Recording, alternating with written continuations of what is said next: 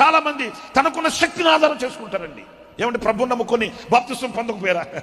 ఇప్పుడేనా? మరి ఎప్పుడయ్యా? ఏమంటే మీరు ఇలాగ బ్రతుకుతున్నారు ఏంటండి? ఈ చెడల వాటిని విడిచిపెట్టండి. ఇలాంటి అనుభవాలు విడిచిపెట్టి మీరు దేవుడి సన్నిధికి రావచ్చు కదా. రావాలని అనుకుంటాం బ్రదర్, వస్తాదులేండి ఆ టైం. ఏ టైం ఆ టైము?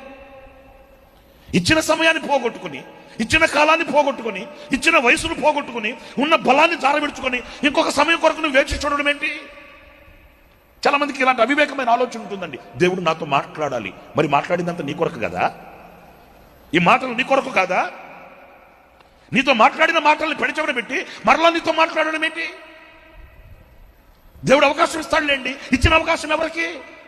నీకు ఈరోజు ఉన్న బలం, నీకు ఈరోజు ఉన్న శక్తి ఆఖరి వరకు అలాగే నిలిచి ఉండదు. అది తగ్గుముఖం పడుతుంది. సంవత్సరాలు ఎలాగ గతించిపోతున్నాయో, దినాలు ఎలాగ దొరికిపోతున్నాయో, నీలో ఉన్న శక్తి కూడా అలాగే విడిచిపెట్టి వెళ్ళిపోతుంది.